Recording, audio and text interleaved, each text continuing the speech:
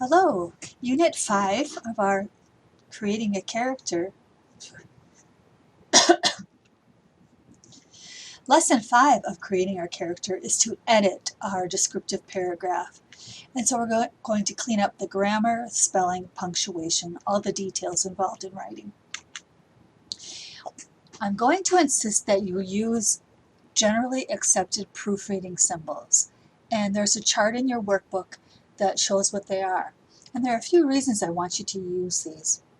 One is that they're easier than erasing and rewriting. So use a different colored pen or pencil or marker and make your changes right on your draft with a different color. And when you use these symbols, then it'll be easier to see what you're trying to do.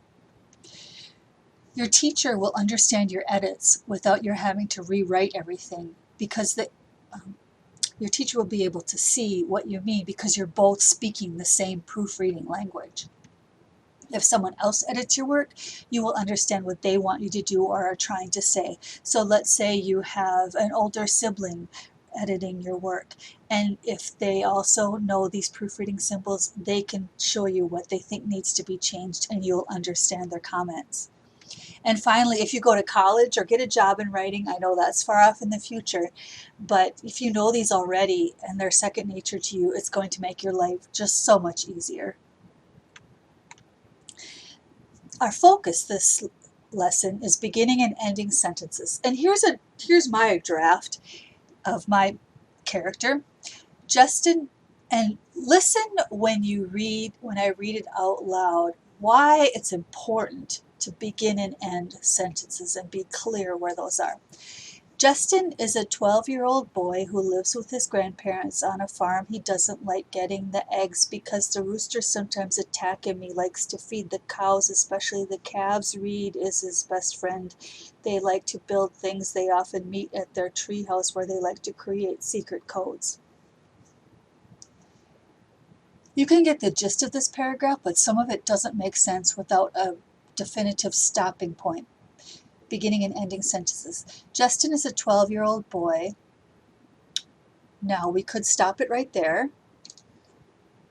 Who lives with his grandparents on a farm he doesn't like? Who lives with his grandparents on a farm he doesn't like? That's not a whole sentence. So maybe we need Justin is a 12-year-old boy who lives with his grandparents.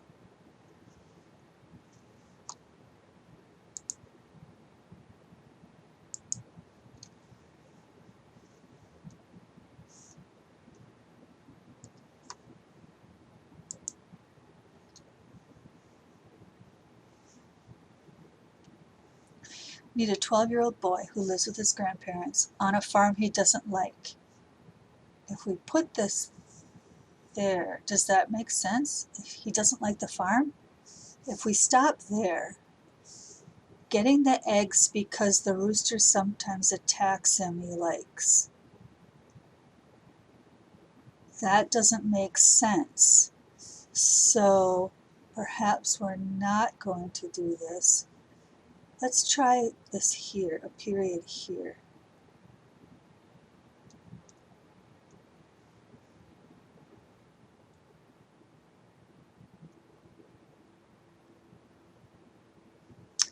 And then to show the beginning of a sentence, all sentences start with capital letters.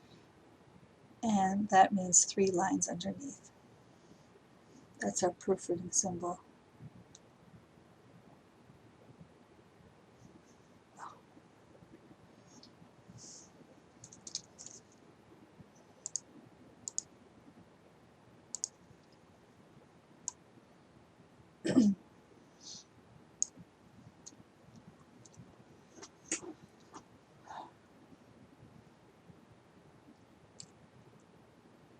Justin is a 12-year-old boy who lives with his grandparents on a farm he doesn't like.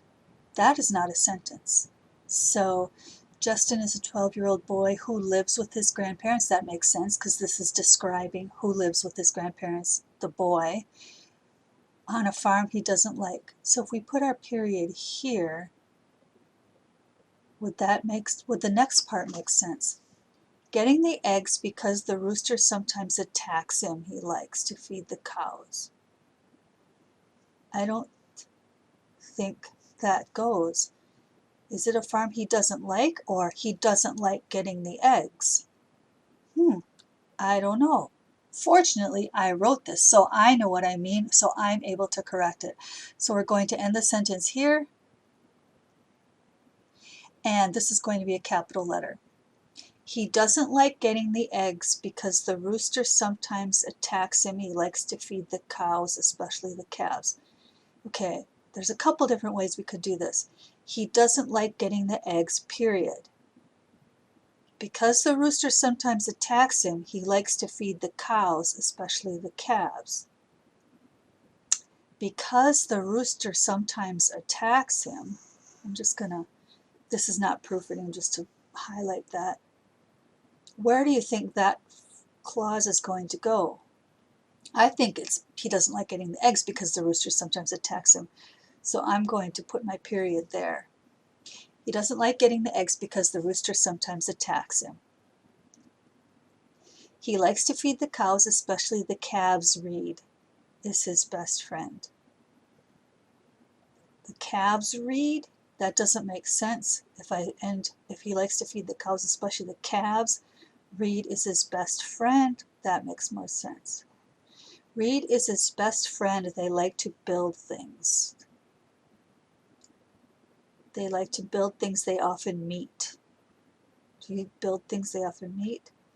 Reed is his best friend. They like to build things. That's two independent clauses. They can each stand on their own. Reed is his best friend.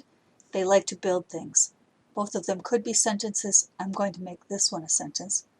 And let's see where this one ends. They like to build things. They often meet at their tree house, where they like to create secret codes.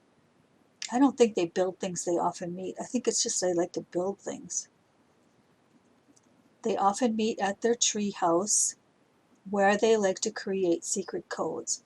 They often meet at their treehouse. That could be the end of the sentence, but where they like to create secret codes is not an independent clause. It's not a sentence. It's describing it's describing their treehouse. So I'm going to leave that as a whole sentence and put that there. Some things to know about ending sentences. There are 3 ways to end a sentence. We ended all of ours in my example with periods.